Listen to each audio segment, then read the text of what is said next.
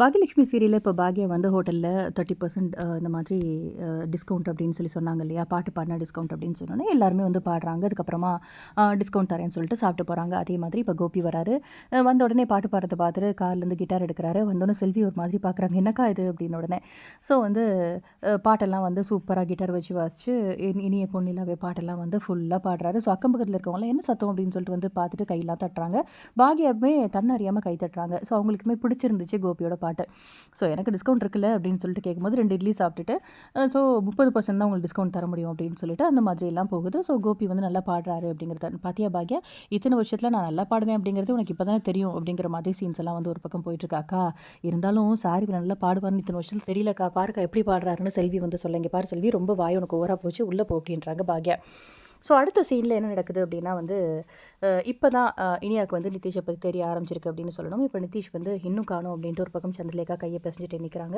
என்னாச்சு அப்படின்னா நிதிஷை காணும், எனக்கு ரொம்ப பயமாக இருக்குது, ட்ரக்ஸ் வந்து யூஸ் பண்ணியிருப்பானோ அப்படின்ட்டு. அதே மாதிரி ட்ரக் யூஸ் பண்ணிவிட்டு நிதிஷ் வராரு. சுதாகருமே பார்த்துட்டு ரொம்ப ஷாக் ஆகிறாரு. என்னடா அப்படி பண்ணுற அப்படின்னா வந்து சோர்ந்து விழுகிறாரு. கரெக்டாக இனியா வந்து டைம் வராங்க. என்னாச்சு அப்படின்னா ஒன்றும் இல்லை அப்படின்னு சமாளிக்கிறாங்க.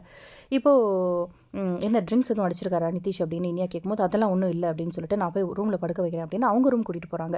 ஏன் அங்கிள் என் ரூமில் வந்து படுக்க வைக்க வேண்டியது தானே அப்படின்னு சொல்லி இனியா வந்து கேட்கும்போது இல்லை எங்கேயே படுக்கட்டும் அப்படின்னு சொல்லிட்டு போயிட்டு கஷ்டப்பட்டு ஐயோன்னு தலையில் அடிச்சுக்கிட்டே போய் படுக்க வைக்கிறாங்க. என்னாச்சுன்னு திரும்பவுமே இனியா கேட்க எல்லாம் ஒன்றால் தான் அப்படின்னோட என்னாலையா நான் என்ன பண்ணேன் அப்படின்னா ஆமாம் எந்த புருஷன் தான் வந்து இது பண்ணுவான், தண்ணி தான் அடிச்சிருக்கான் அப்படின்னு சொல்லிட்டு ஒரு பக்கம் வந்து பொய் சொல்லிடுறாங்க சந்திரலேகா.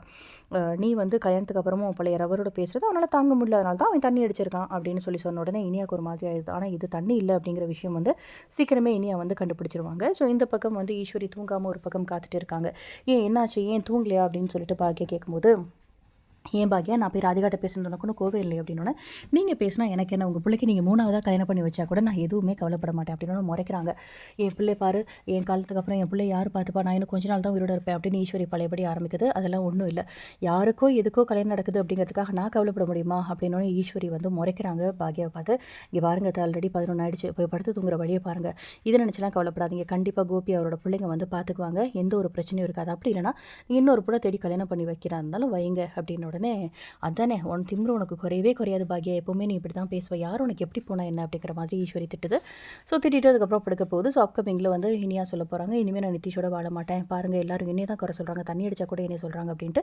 பட் அதையுமே கொஞ்ச நாள் ட்ரக்ஸ் வந்து யூஸ் பண்ணுறாரு அப்படிங்கிறத கண்டுபிடிச்சிருவாங்க. என்னென்ன திருப்பங்கள் கொண்டு வர போகிறாங்க அப்படிங்கிறத பார்க்கலாம். இந்த வீடியோ பிடிச்சிருந்தால் லைக் பண்ணுங்கள். இந்த மாதிரி அப்டேட்க்கு மறக்காமல் நம்ம சேனலையும் சப்ஸ்கிரைப் பண்ணுங்கள். தேங்க்யூ.